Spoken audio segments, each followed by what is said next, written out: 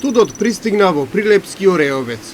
Ветрот од Плетвар е силен, веднаш влегува во коски. Зимата, иако на прагот, веќе покажува заби. Студи камен. Но зимата нема да ги скрши жителите на Ореовец кои со месеци се на барикадите за да порачаат дека силата е во народот, а не во власта. Тие се противат да се уништува животната средина за да се копа материјал за тампонирање на автопатот Прилеп Битола, што треба да го изгради Бехтел и ЕНК. Подигнатите шатори крај патот што води кон селото Ореовец се сведок дека локалните жители и по 8 месеци се одлучни да останат на барикадите за да го бранат она што е нивно.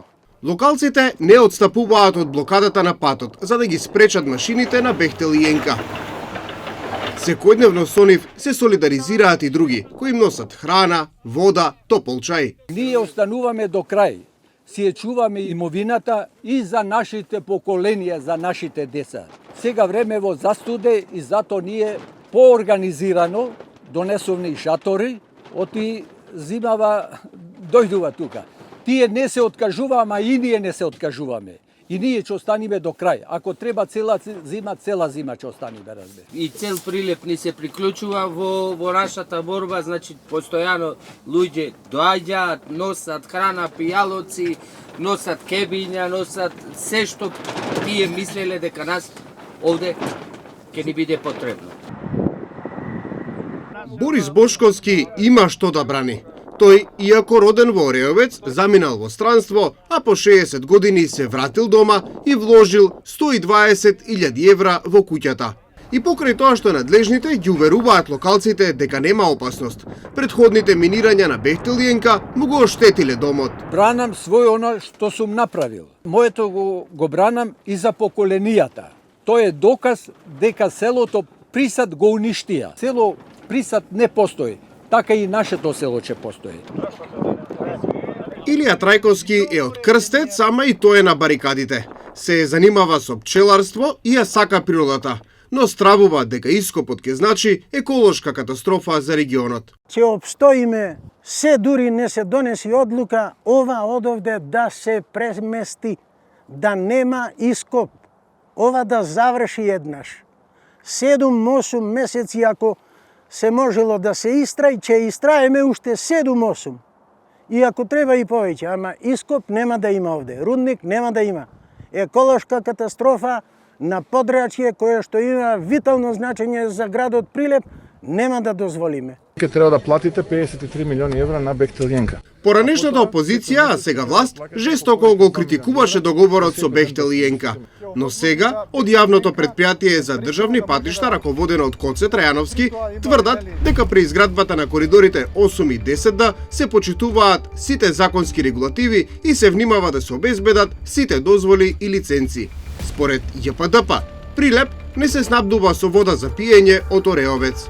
Не станува збор за асфалтна база, ниту за каменолом, туку за позајмиште за материјал за насип, при што нема да се користат дробилици на предметната локација. Градот Прилеп не се снабдува со вода за пиење од Ореовец, а според направената студија со работењето на позајмиштето не се загрозени ниту водата, ниту објектите. Чиста лага е дека Прилеп не примал вода од Ореовец. Прилеп примал секогаш и уште прима вода од Ореовец.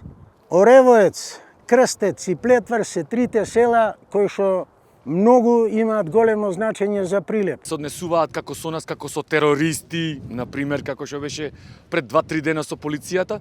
Ние само си ги браниме куќите, си ја браниме животната страна, ја браниме водата за Прилеп. Не ја браниме овде може да има, може да нема. Но Прилеп со 30% што се напојува одавде, утре други ден, еве студенчица намалуваат изворите, намалува се. Од каде би пиеле ние? Од бунарите кои што мириса водата на доместос. Имаме сведоштво секој ден луѓе се незадоволни. Како може еден човек, директор на ЈПДП, да излези да каже таква работа непроверена информација? Кога? Само да завртиш, да напишеш на интернет, на Google, одма ќе видиш во 2003, 2006, 2009 градоначалникот до 89-та Прилеп се напојувал само тие извори. Како? Дека не течи капка вода во Прилеп. За ЈПДП не е пречка ниту судската постапка што ја покренаа локалните жители. Нема законски пречки за работа од која било институција, ниту од кој било суд. Изминатиот период Бехтел и Енка беа спречени да ја извршуваат својата работа и во загуба е државата. Доколку се избере друго позајмиште за оваа намена, државата дополнително ќе треба да плати на Бехтел и Енка околу 30 милиони евра.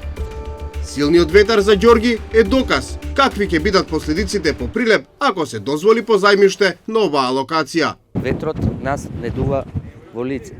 Сите ветришта дуваат од превојот Летвар, ете го, и слегуваат таму. Доколку овај рид кој се наоѓа точно пред мене, позади вас, планираат да го срушат, како што планираат, сета таа прашина силикатна би ни ја носела нам долу. А што потоа можеме сами да замислиме какви болести и колку тоа би се развивало. Тоа е едно. За водата, мислам за изворите за вода од кои има некаде околу 90 литри во секунда дотекува, ја наполјува Прилепската водоводна мрежа. Овие извори кои се наоѓаат во пазувите на Бабуна планина, баш овде ватарот на селото Ревоец, тоа исто може сам секој да предпостави, пошто треба да бидеме свесни, сами гледаме дека секоја година влегуваме во поголема и пострашна суша. Ниту надлежните се со намера да отстапат од урбанистичкиот проект, ниту жителите кои се на барикадите од одбрана на своето. Тоа доведува до тензични ситуации, како онаа со полицијата од пред неколку дена, а која лесно можеше да ескалира.